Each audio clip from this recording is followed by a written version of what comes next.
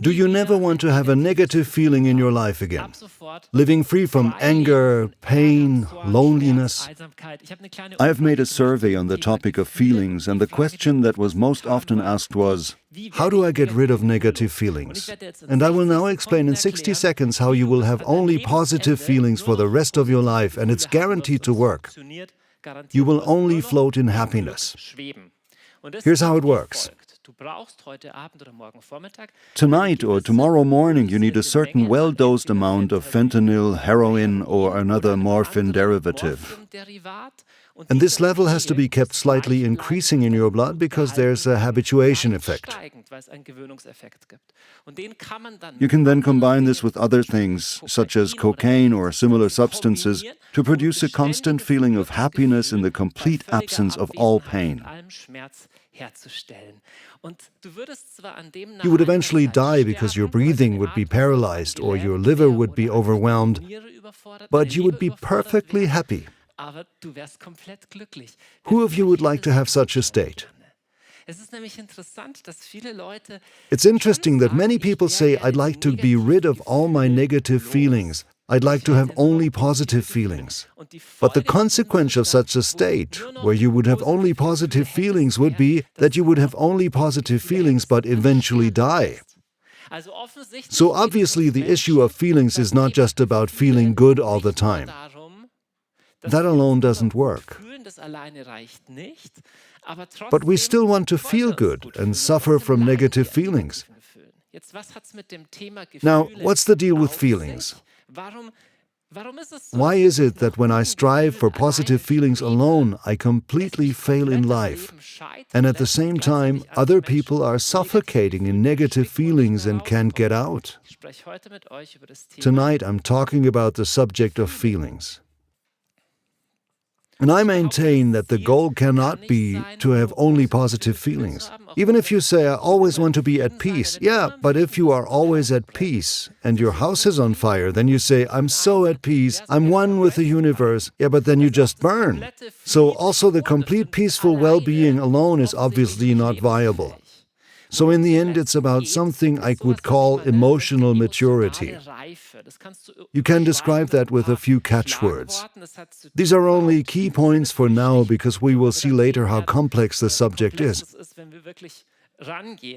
It has to do with perceiving your own feelings and to recognize them, then to express them in an appropriate way because you can also express them in an inappropriate way. It's also about impulse control. That means you don't always have to do everything your gut tells you to do. It has to do with taking responsibility.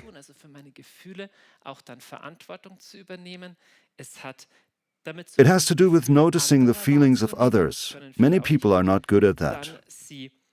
Also to then empathize with the feelings of others. And finally, to be in touch with your own feelings in a good way. And if emotional maturity is the goal, then in our society, although in many ways it is on a good path, we don't have such a wonderful situation.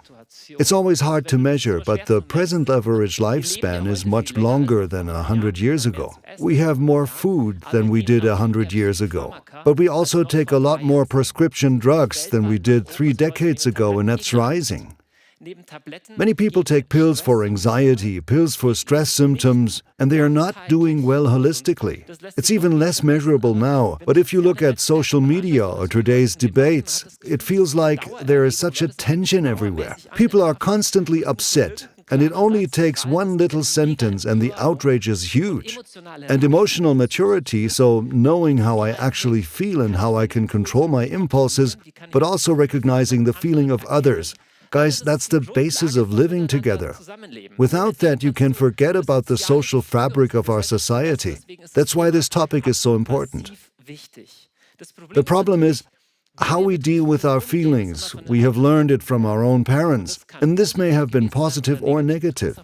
You can think about how your parents dealt with their feelings. There are people who don't notice feelings at all. Feelings are bad. They have to go away. These are people who only live in their heads. There are also people who impulsively give free rein to their feelings. Tonight I'm trying to bring some order to this issue. How can we learn to notice feelings, to get in touch with them, and deal with them in a healthy and productive way? There are different definitions of what basic feelings are. Let me give you 7. You can argue whether there are only 5 or 9 or so, but we are always dealing with a number between 5 and 10. Sadness is a basic feeling. Fear, of course, is a basic feeling. Then, of course, joy and disgust are basic feelings. That's such an opposite pair.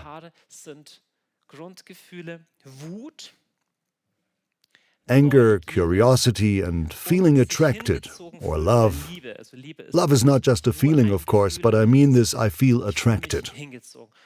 And it's very important to me today that we learn that each of these feelings has a justification and a function in life. Feelings are neither good nor bad. They are simply there. And both human historically and biographically, feelings have a meaning. So human historically, it's obvious. Why do humans have developed something like fear? Well, because there were some saber-toothed tigers in the past, and it was very good that people were afraid of those, so they could either attack them or run away. The same is true for the baby. The baby grows up and a baby has specific needs. One basic need of every baby is, for example, closeness. Babies can't live without closeness. How does a baby react when mommy leaves? Baby is scared. Okay, baby is crying because it's afraid. Fear never enters your life without a reason. It's not a disease, it's about a real and important need situation. That is, underneath every feeling is a need. You could also say that underneath feelings there are such basic, deep human needs. Let me make another short digression. It's relatively easy to say that curiosity, love, or joy have a function. But so do the so-called negative feelings. They have a function too. To live without grief would mean that you wouldn't be able to have a relationship, because grief is the pain when a relationship breaks down, for example. If you don't care whether I'm there or not, well then, I can't have a relationship with you. In this introduction until now, I only intended to eliminate the misconception that it's desirable to have only positive feelings. It's not. It's like the guy who only takes drugs but eventually dies. That's not real life. There is one emotion that gets particularly bad press these days, and that is anger. You might think that anger is always bad. You have to be relaxed and loving at all times, but anger is just as much a life energy as the others. Anger, another word in Latin, is aggression, aggredi, and that means to approach. Aggression is the ability to face something. Imagine a house is on fire. Now, the firefighter doesn't have to say, "Bad fire, I don't like you." But there has to be an impulse, like, I go in there, I face the danger, I care about the fire. I don't say, "Oh, the fire, how beautiful, becoming and passing away, light and shadow is everything in the world, I care for neither." If you don't care about neither, people die. And anger says it's not okay. There is a child in there, there's a woman or an old man in there, and I have to go in there. Without positive aggression, without positive anger, there's no initiative, no assertiveness, there is no innovation, no taking responsibility, no courage. And I think we need to talk anew in our society about the positive value of anger, because there are so many people who are like such tame tigers and never get into that positive aggression. And a positive aggression says, "No, this far and no more." If you don't develop this, you will live in bondage. You will let everything happen to you and remain a little victim. You need that power and energy. We need all these feelings. To have access to all these feelings in a healthy way has to do with emotional health. You are not just head and flesh. You are also heart. You are also emotion. That is good. Emotions are right and good. But we may learn to deal with them in a good and healthy way. I have 7 main points for you today, and the first one is, emotions have their justification. Every emotion basically has a justification. Feelings cannot be made to go away. Let me say something about the second sentence, because I'm often asked, what can I do to make unpleasant feelings go away? Simple answer, nothing productive. Your behaviors to make feelings go away is not productive. If you take enough drugs, the feelings may be gone for a while, and there are people who constantly push their feelings away, but it's not healthy. At the end of the day, you cannot produce having feelings. I have to feel so and so now, nor can you actively eliminate them. It's interesting because that's how we raise our children. Yeah, for example, don't be like this. Why are you not happy? Don't be so envious. Why are you not a little funnier? Don't always be so anxious. Don't always worry so much. You don't have to be sad about this. You don't need to be ashamed. The problem is, none of this is very useful. The more you try to push away feelings, the more destructively they come back in the back. And often it's our body that then gives us the signals, either by people getting psychosomatic illnesses. They say, it's all good, and all of a sudden they have stomach ulcers or heart problems or something. Also when people say, I'm totally relaxed, but at night they wake up in panic. Or people are totally relaxed, but as soon as they drink alcohol, they become aggressive. The more you try to push away your feelings, the more destructive and stronger they eventually come back. That's not a good way to deal with feelings. Now the question is, how else can we deal with them? The first realization was feelings have a justification first. They cannot be made to go away. Conversely, it means that negative feelings also simply are there. And feeling negative feelings doesn't kill you, by the way. To avoid negative feelings at all costs, that's a dangerous way. This is the way of the junkie who cannot bear to be confronted with the truth and thinks that the negative feelings will kill him. I'll tell you something deep now. Maybe when you were a little child, you had one of those experiences where you said, the pain is killing me. And then you chose the path, I'd rather not even look at the feelings anymore because the pain is killing me. But I want to tell you now, you're an adult. And feeling the emotions now is not killing you. You can feel the emotions by now. It's more dangerous to suppress the feelings by force than to look at them. How can we approach these feelings? Well, how is it with a little baby? A little baby has feelings in its body. Feelings are bodily sensations, and feelings always have a body dimension as well. So it's simple. How can you tell that you're scared? You can tell by your body. You get a higher blood pressure, you start sweating, your hands get cold. These are signs that you are afraid right now. How can you tell that you are angry? Your pulse goes up, your throat tightens. How can you tell you're happy? You have a warm, soft feeling in your stomach. How can you tell that you're feeling love? You see that one person, you're blushing and your heart starts pounding. We humans are wonderful unity of body, mind, and soul. But not all people have been given permission to feel their feelings. Usually you can say, I feel something.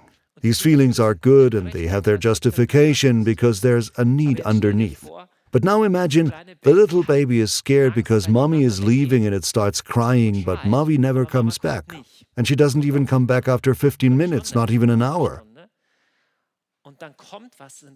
But then something enters the baby's life that says, when I have a need, I cannot just express my feelings. Then the question is, what does the baby do instead?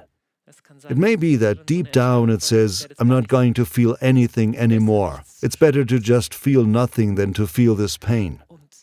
And that leads to people who don't feel anything anymore. All they do is think. They become thinkers. Are you a thinker, or do you also live? Are you someone who can live? This also has to do a lot with how we treat our body and whether we feel at home in our body. Because the second point, feelings reside in your body. The body is actually the axis way to feel what's going on in your feelings. Because we don't always know that. But there's a third level. There are not only feelings, not only needs, but there are also thoughts. There are not only the basic feelings. We have already looked at anger and sadness and disgust and so on.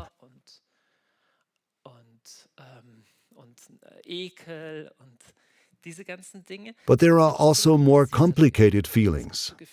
There are feelings like, I am disappointed. I'm so disappointed. Or I'm envious. She's much prettier than me. He has a much better car than me. Or I'm proud. Wow, in contrast to others, I'm pretty cool. Or I feel successful. Yeah, I'll be hard to catch up with. Or I feel lonely. There is no one here right now. Or I feel jealous.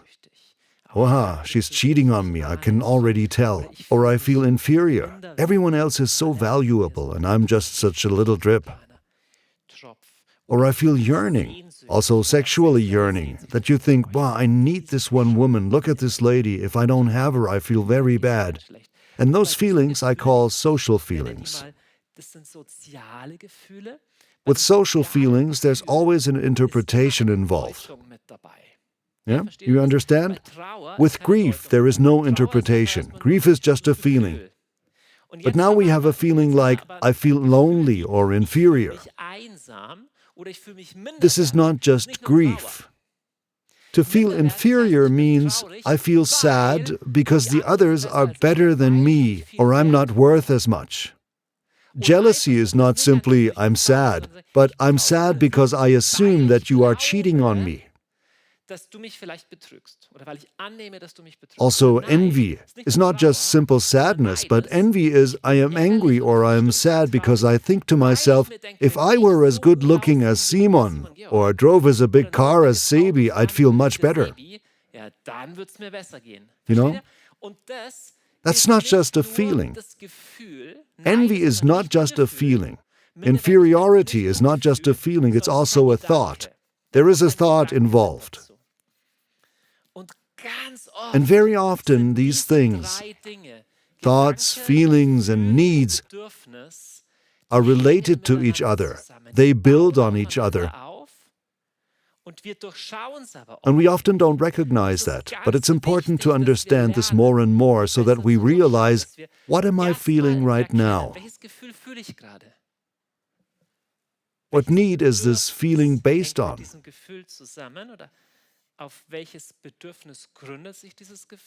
But also, what thought is related to this feeling? These things are not the same. Okay, I'll give you a few more examples. It's one of the most important key learnings today that we recognize where is it a feeling and where is it a thought. Example, you're in traffic. This is the classic situation where we are dealing with negative feelings. Someone cuts you off in the right of way and you want to yell your whole arsenal of swear words through the window. Now if you ask, why are you so angry? Yeah, because that guy cut me off in the right of way. And here it gets interesting. Is it really just because that guy cut you off in the right of way? Actually, nothing happened to you. You're coming through this intersection maybe 5 seconds later. So, what's the anger? And if you look deeper, you might realize that actually it's already rumbling inside you anyway because you've been mega stressed for weeks. And why have you been mega stressed for weeks? Maybe because you actually have the need to just relax. But now the anger comes and ties into that thought, because this stupid guy cut me off in the right of way. You know, the stupid guy, you don't even know why he cut you off. Maybe his wife is dying. But this interpretation, he's only doing it because he's stupid, triggers my feeling. And so we often relate different things to ourselves that have nothing to do with us at all.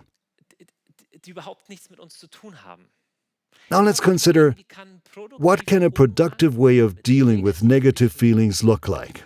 The positives are not really the problem, but rather the negatives: fear, anger, aggression, desperation, depression. First, I want to dispel one assumption. We have learned that social feelings always contain an interpretation. Social feelings like envy, inferiority, loneliness are not just there, they are linked to a thought. Now, how do we deal with these feelings? And I can tell you what is not the right solution. Some people believe if you feel something, you just have to act it out.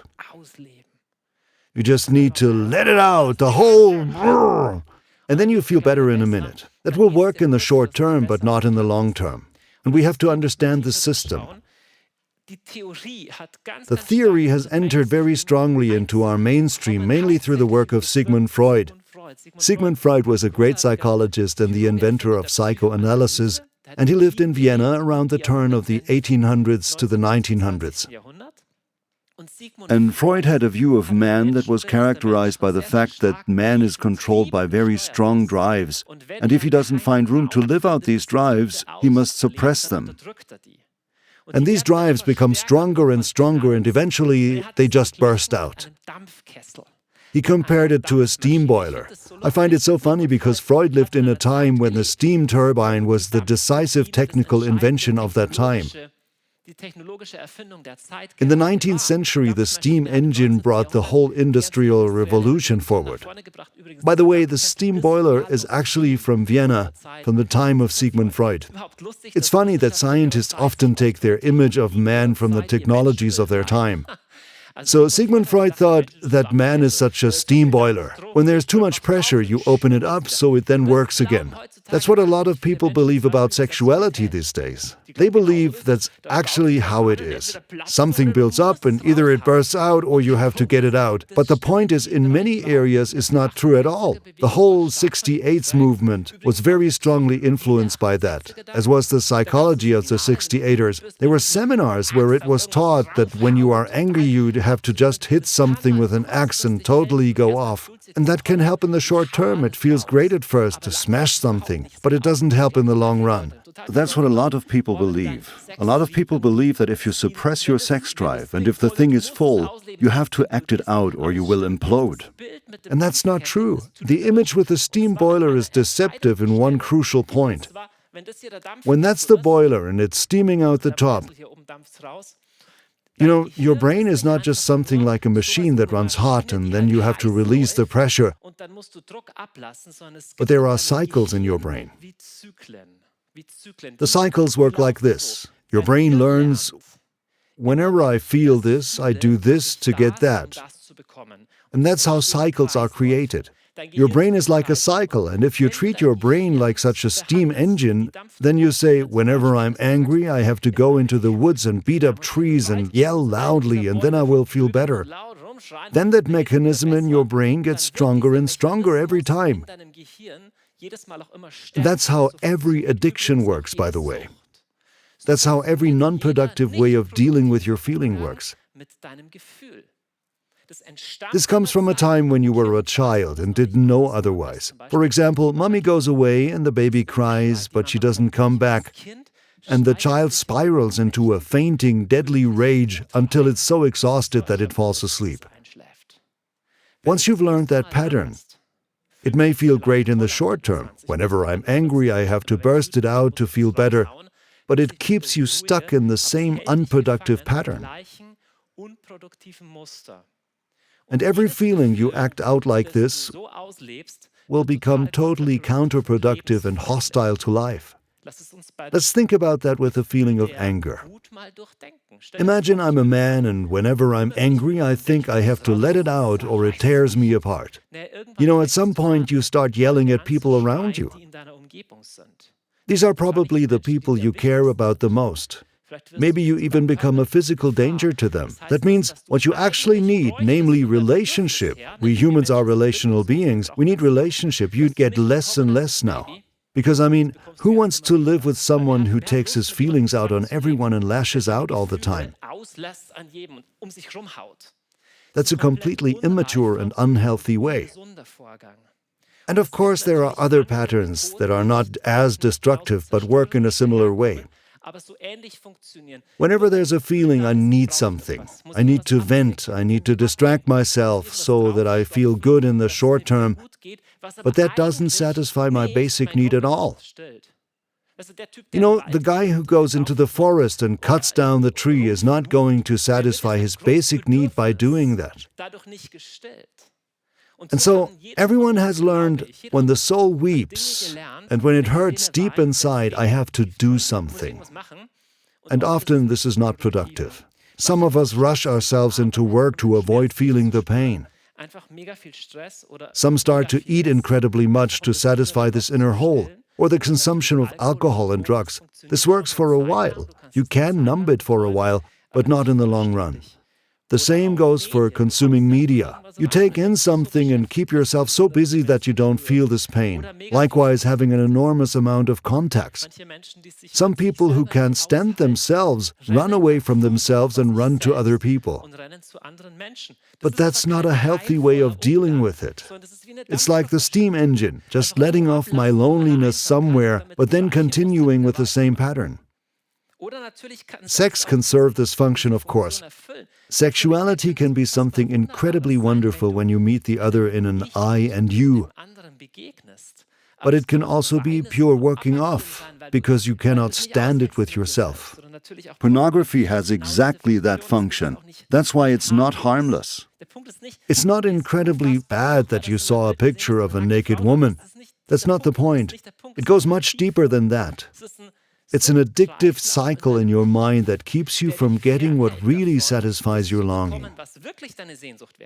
Deep down, you have a longing for a personal counterpart, for a relationship, not to look at something on the screen and masturbating. That's not what you're longing for deep down. You can say, yeah, but it helps me to get over it. Well, it also reinforces it. It builds an addictive cycle. And that's true of all these things. Likewise, just spending an excessive amount of time on the computer just to distract you. Something else I'm very susceptible to. There's also an escape into thinking. Men in particular are very susceptible to that. There are so many smart people who know 5 foreign languages, but are completely overwhelmed when someone cries. They are helpless. Help me, he's crying. I don't even want to ask you if you know someone like that, because there are so many of them. There are so many people who really don't know how to deal with feelings, but can quote Tolstoy and ancient Greek. There's an escape into thinking because you don't want to feel what's really there. And it's really familiar to me personally. And you're missing out on your basic needs and ultimately a deeper truth. Thinking is wonderful, but it can also be a substitute. And here it gets exciting. Religion can also be a substitute. You can take refuge in a religious, illusionary world and surround yourself with some ideas about how great everything is, because you don't want to look at what is really there. Because you know what? Feeling needy, that can hurt. Being needy hurts. And being needy for many people means, well, it would mean that I'm not perfect. And then maybe nobody loves me anymore. That's why I prefer to be there for everyone, because giving is also more blessed than receiving. But it can also be a very deep, subtle form of pride. Because the truth is, we're all needy. Every human being is needy. And religion and this thinking oneself into a high mystical and meditative state can be an escape from what is really there right now. Because what really brings freedom is the truth. The truth will set you free, not dreaming in religious worlds. But we'll get to that in a moment.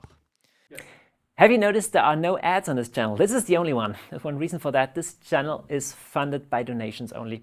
If you want to help us to continue with this work, you find everything about supporting us below in the description. Now enjoy the rest of the video. Now, if all this doesn't lead us further, I painted here this steam engine, and that is a dreaming away. These are the distractions and also the social feelings.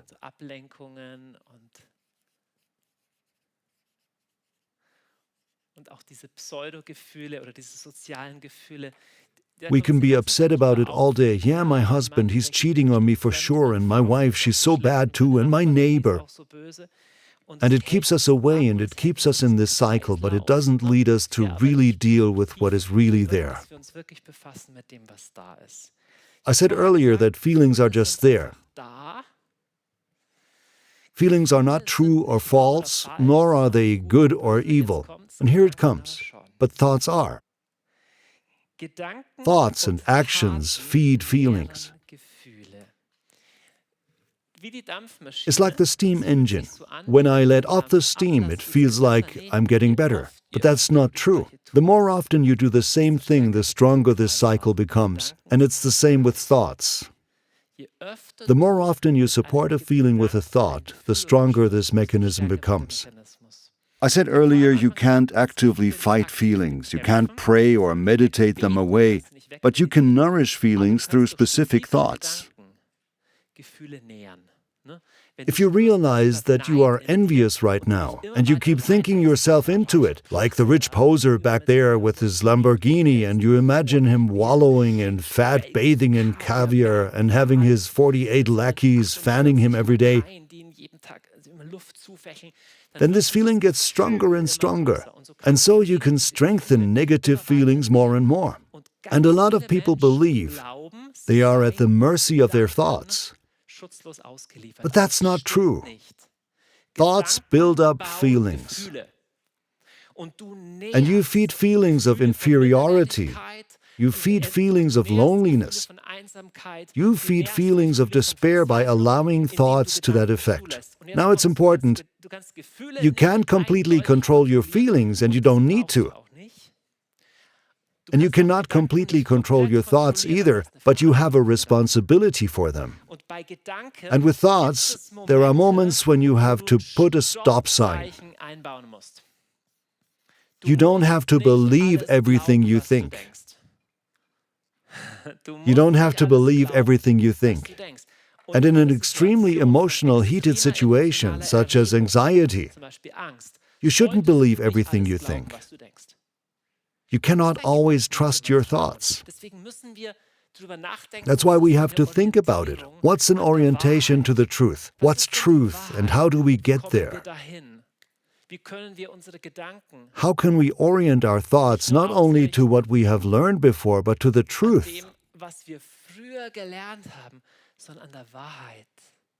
You know, inside of you, there are very deep beliefs that came into your life at some point and that may be completely wrong.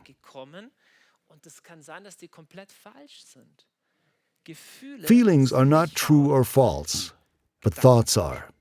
Thoughts can be true or false. If the feeling of fear, loneliness, or sadness is there, then it's simply there and it wants to be felt. It wants to be perceived. But then thoughts arise, and they say something like, "It was bound to happen to you." That's because nobody loves you anyway. Your girlfriend, she didn't come to see you tonight, now you are sad, and the thought arises, obviously nobody likes you anyway, you're not worth it. It's always been like that. You're a nobody. No wonder, look at you, you're a failure. And these thoughts are absolutely not always true. In fact, many of them are terribly false. And the deepest thoughts, some of which came very early into our lives, are what are called beliefs. I'll make a few examples of thoughts that are beliefs, but have nothing to do with the truth. Like, I am weak and helpless, I'm a victim. I am weak and helpless. This always happens to me. I'm just a failure. You cannot trust people. People will always let you down. Likewise, everyone has to like me. That means if someone doesn't like me and isn't happy with me, I feel totally threatened.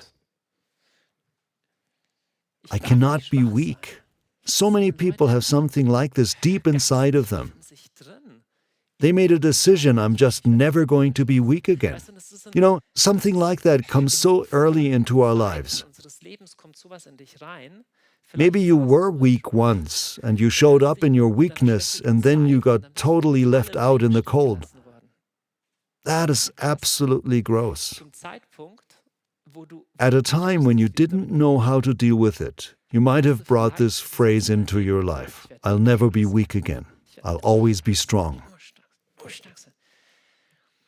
And at some point, your body shows you that you are mega stressed and actually can't handle it at all. But that thought continues to put pressure on you. You cannot be weak. You must always be strong. And on the level of thoughts, it's not so easy to distinguish because they came into your lives very often, very early. And that's why there is something called time travel feelings. Or I call it time travel feelings. I'll draw a thought bubble like this because it's also very much related to thoughts. Example, your girlfriend stands you up and she should actually come now. Suddenly you have this gnawing feeling and realize, wow, I know this feeling. I know this feeling. I used to have that when I was playing before school when no one wanted to play with me. There you were 7. Or you had it in kindergarten or in some connection with your parents when you were a little child. Everyone knows this. Something happens to you and you have this, wow. But it's not happening in your head. It's not that you have to think about the situation. You just realize, I've known this feeling all my life. And that's what time travel feelings are. And time travel feelings sometimes start like an inner movie running and turn on such beliefs.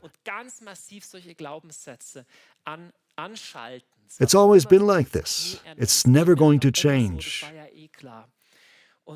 And we are so used to some of these feelings that we even actively support them. Sometimes we even turn on these inner movies ourselves. Maybe you know this from such self-pity situations. I know people who can tell me stories like, in kindergarten it was already like that, in 3rd grade too, at my first job my second boss was exactly the same, and my first husband, the second too, and at the church the pastor was exactly the same type.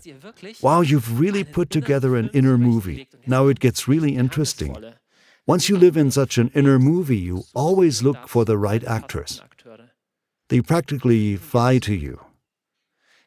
If you have this belief, you cannot trust anyone. You know what? You will always meet people you cannot trust.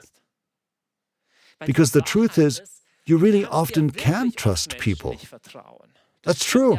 But sometimes we bring back these experiences through our own belief systems. That's really gross. And then we wonder, why do I keep getting into these situations? The solution cannot be to hope that the world will change. The solution has to be somewhere here. It has to be somewhere here. So, feelings essentially want to be perceived. You can't make feelings to go away. You can't pray them away and you can't actively influence them. You can perceive feelings. Now you say, but when I perceive a feeling, I sink into it. If I really let this sadness happen, I would sink into it. And if you've always pushed it away, it can feel like that, yes. Or when I looked at that anger, I would sink into it. But often it's not like that.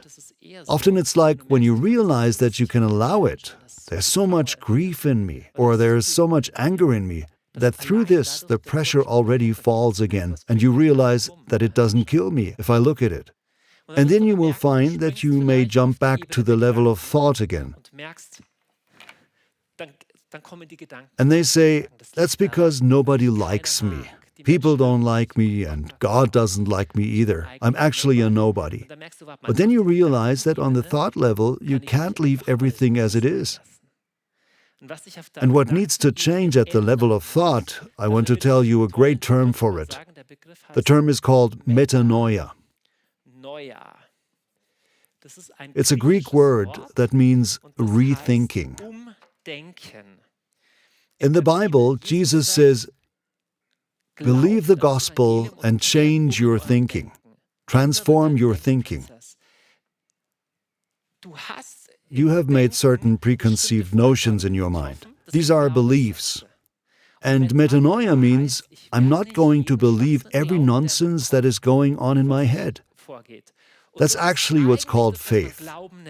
Belief is decided in what you deeply believe to be true and how you actually want to live. If you are interested in this topic more deeply, I've written a little booklet called Overcoming Negative Thought Patterns. It's only about this.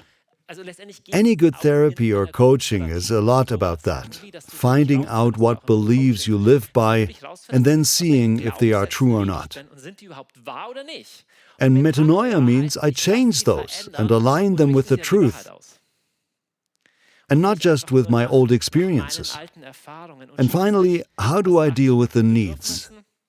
Well, for the needs, you have a responsibility.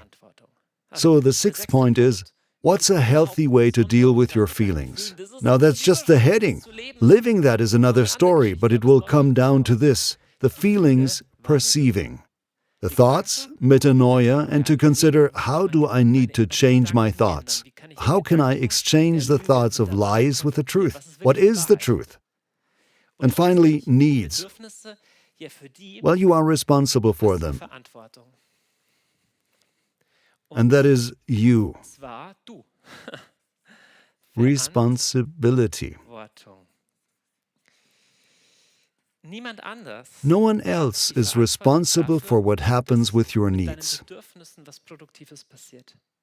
I was once in a really great psychosomatic medicine clinic, and there was a mirror that had the phrase at the bottom, "Here you see the person who is responsible for your life."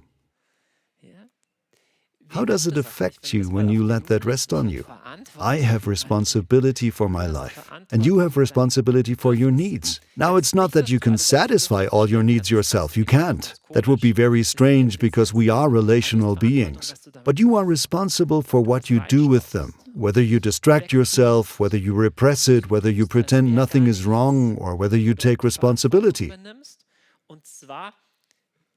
And this taking responsibility for needs means that you bring them into relationship.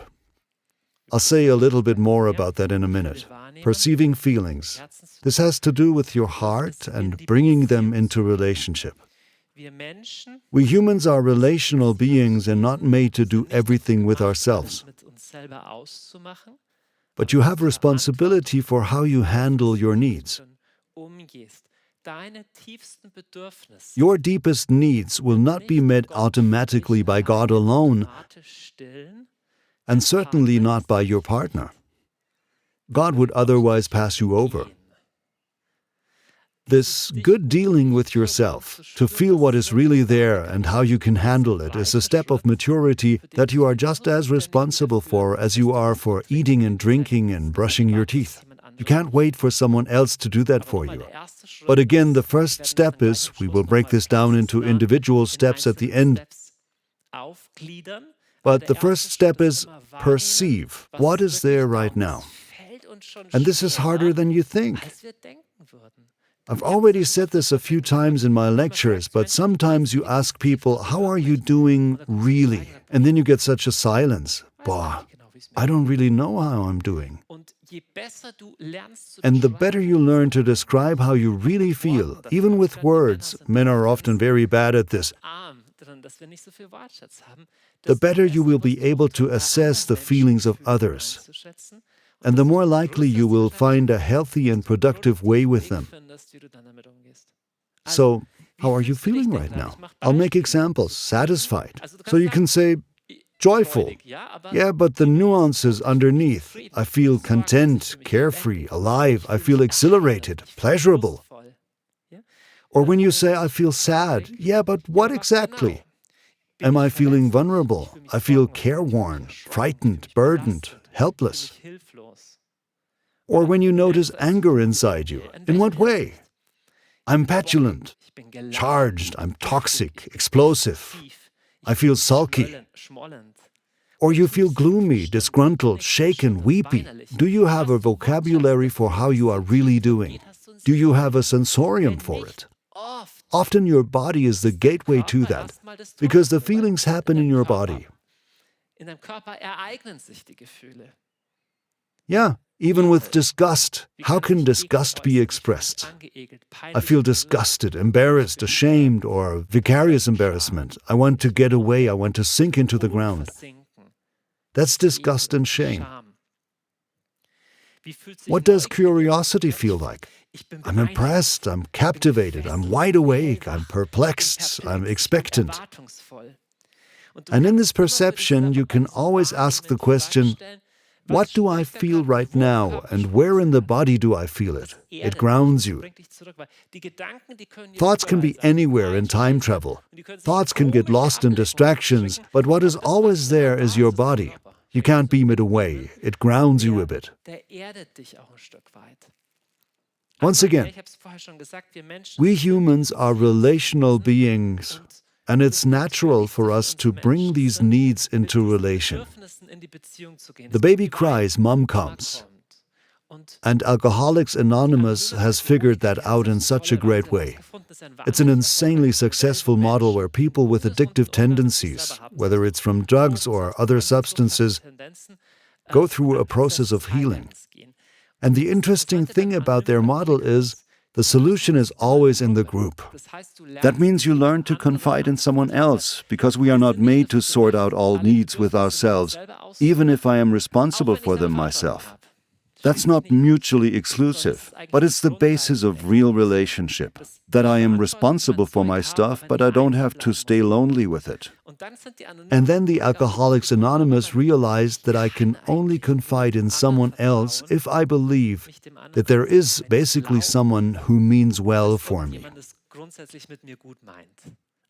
Alcoholics Anonymous isn't explicitly Christian, but it's always the first or second step that you say, I am entrusting myself to a good, higher power, and only then will I have enough faith to also entrust myself to other people. And then the third step is that at some point I realize, okay, I don't have to be so hard on myself when I'm needy or when I mess up. I can also learn to be gracious with myself and to forgive myself.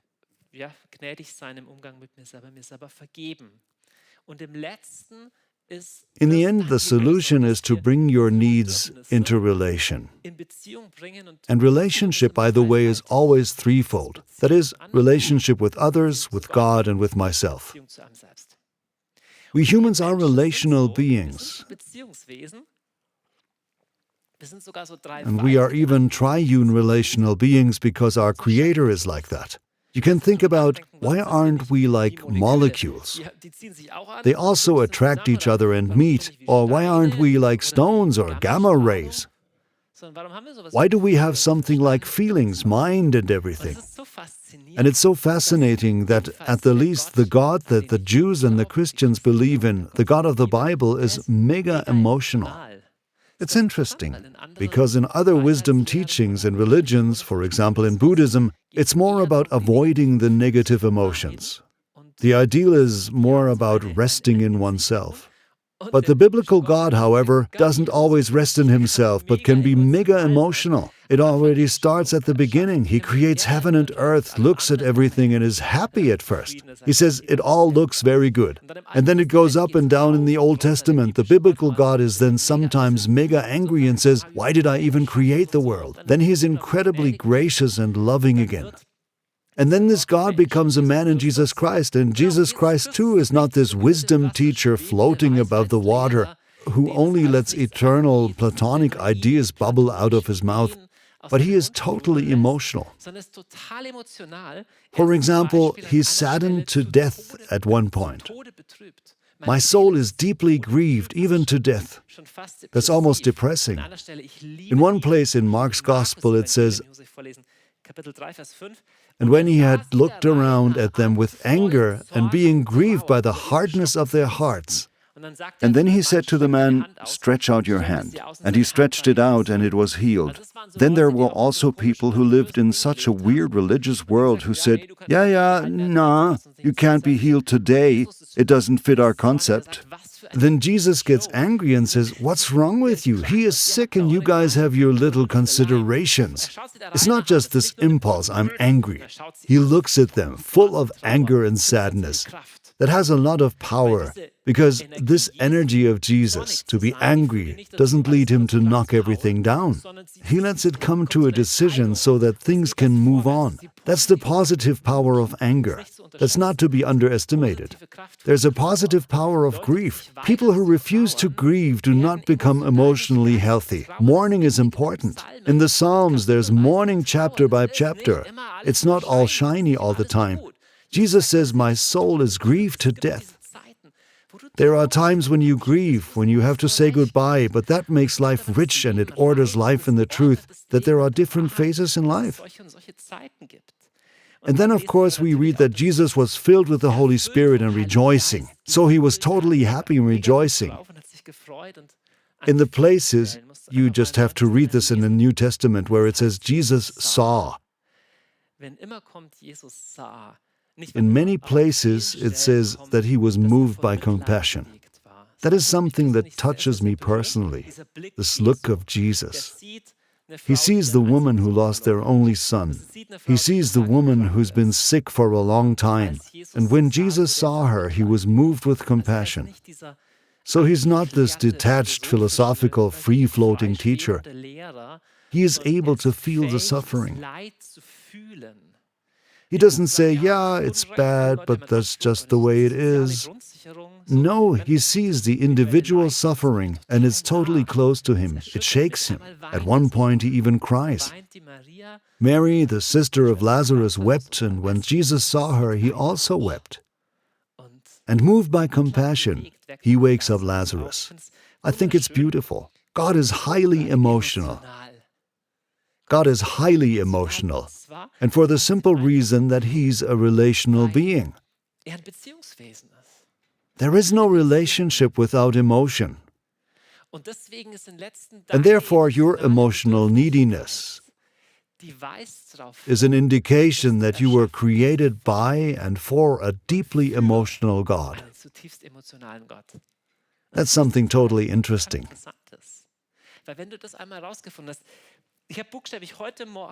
I read a passage from the Psalms this morning that touched me so much. And it's actually the greatest happiness of life when you get to discover that. Sometime in 1000 BC, the psalmist prays, "To be close to God is my happiness." Before that, he tells that other people are doing much better than he is. And then he says, "But I always stay with you." He says, to be close to God, that is my happiness. If it is true that no matter what's on the outside and whether people are there or not, that there is one who is close to you, that there is closeness when there is no human closeness. Hey, if that's true, that's the greatest happiness in life. That is something that you can't even imagine if you are not a believer. And that's why faith is the greatest treasure of life, and I wish everyone to discover it.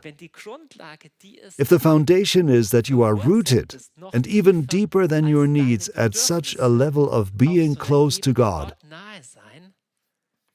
well then what negative feelings should you be afraid of? You know, even the psalmist doesn't say, "And since then I've never had any negative feelings." No, he doesn't say that. But with my negative feelings, with my ups and downs, with my whole history and with the good and bad things, I can be close to God. Just as David prays, God, you are my God. I seek you. My soul thirsts for you. My flesh longs for you, like a dry land without water. Your loving kindness is better than life. I will praise you all my life. My soul shall be satisfied with fatness and marrow. Imagine that. He says, what my soul needs deep down when I long for love and closeness is not what Sigmund Freud says, that I need to let off steam and distract myself. No, with God my soul is satisfied. That's incredibly beautiful. Ultimately, this biblical God is not about us cutting off all the negative feelings. But rather, there is a story where God says to Abraham,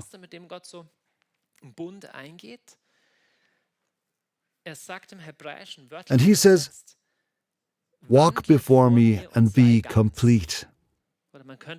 You could also say, walk your path with me, stay in relationship and be complete. It's interesting. In Hebrew, tamim is often translated as be righteous or be holy, but it literally means be complete. And God longs for you to go to Him with all your feelings. He says, walk before me. So keep in touch, come to me and be close to me. And with all your neediness, with all your feelings. It doesn't mean that all acting out is always healthy. That's not the case. But in going to God with all of that, you find a healing way of dealing with your feelings that ultimately leads you into truth and into life, and not just into revolving around oneself. I'm going to show you now a concrete exercise that sums that up. If you are suffering from negative feelings right now, the first step is always stop. If you are having a huge fight right now, first stop. If you are mega annoyed, don't write an email. First of all, stop. Go out of the situation, out of the kitchen, go into the living room. First come down. Don't act on impulse right away. The second step is breathe.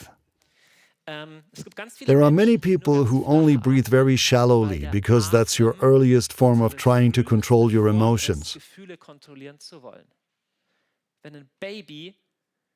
When a baby tenses up, it stops breathing or holds its breath.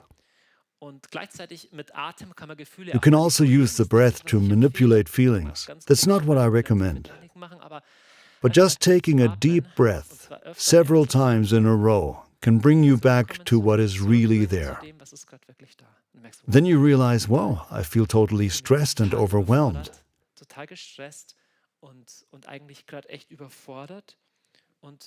And then just give it space. Don't think yourself into it. Just put this simple question inside, how does it feel? Then you notice, I'm feeling anxious. Okay, how does that feel? Well, it feels like it's choking me. Okay, how else? It's like a heavy weight on my shoulder. Okay, perceive that. And then you'll find, as simple as it sounds, that just by letting it be there and not running away but perceiving it, it already gets better. The pressure eases and you realize, okay, I really feel alone and sad right now. But there's also a richness of life in there, because sometimes it's just like that. It's not always just happy-clappy. It's totally important to know feelings are like waves. They come and go, and they don't last forever. Also, negative feelings don't last forever. And once you understand that such a feeling will go away, you don't always have to act immediately. And when I have a loneliness attack, I have to immediately acquire someone on Tinder or call someone. No, you can take that for a while. That leads to emotional maturity and getting out of that here and really learning to take healthy responsibility. And then the truth check. Are those thoughts true? It may be that when you are lonely, the thought arises, whoa, if I don't find a partner soon, I'm going to go crazy. Is it really true? Is it really the truth?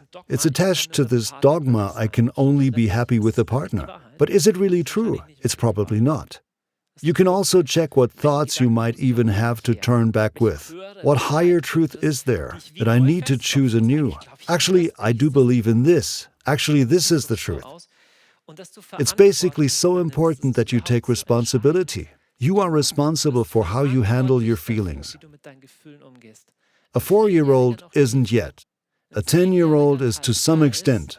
A teenager then learns this with difficulty, but an adult is responsible. You cannot just do everything the way you feel at the moment.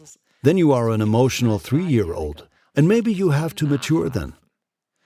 Of course, if you've been hurt and traumatized, a healthy maturation process has been made difficult for you, and it's not so easy for that to develop. This is something where good coaches and therapists or a good self-care can often help to build up over a long time.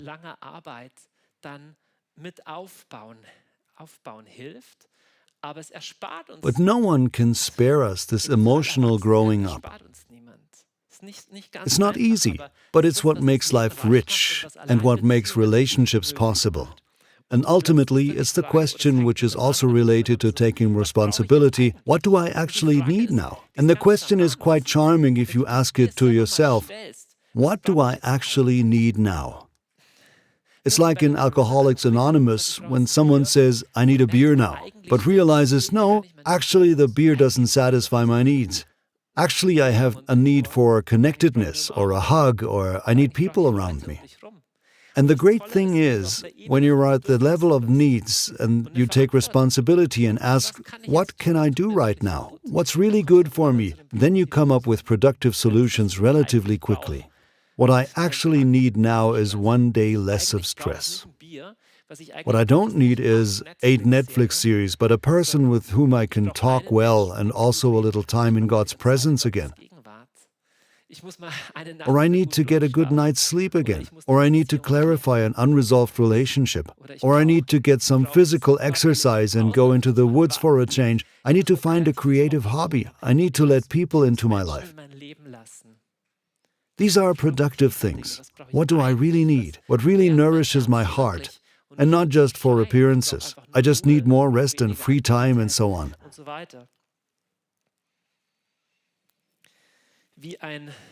Andreas Knuth, in his book Quiet, You Tormentors, writes, we process feelings in a healing way by facing them and accepting them. It sounds quite banal, but it's true. It's healing if you learn to perceive these feelings, not to jump on every bandwagon, not to do everything the feeling tells you to do, because you don't have to, and then to let it go again. You have to say no to many thoughts. There are absolutely deadly thoughts, lying thoughts, which don't lead you further at all. Acting them out doesn't lead you further either. Perceive what is actually the need. Take care of it, and at the deepest level, being close to God is your happiness. Yeah, that's the deepest, the most fundamental solution. That doesn't save you from other things, like doing something in your life.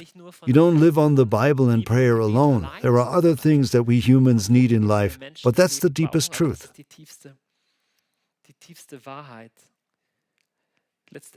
Ultimately, it's the question, are you interested in good feelings or are you interested in living in truth? This question determines whether you become emotionally mature or not. Do you always want to have good feelings or do you want to live a life of truth? I want to close with the famous Serenity Prayer, the prayer of Reinhold Niebuhr. He was a theologian who probably wrote this prayer during the time of World War II. It's quite famous and really beautiful and deep. It goes like this. God, grant me the serenity to accept the things I cannot change, the courage to change things I can, and the wisdom to know the difference. Living 1 day at a time, enjoying 1 moment at a time. Accepting hardships as the pathway to peace. As Jesus did, taking the sinful world as it is and not as I would have it. Trusting that you will make all things right if I surrender to your will, so that I may be reasonably happy in this life and supremely happy with Him forever and ever in the next. Amen. No feeling lasts forever, but you are called to live a life in the truth, in a good relationship with yourself, and above all, in the closeness of God, in which all your happiness lies.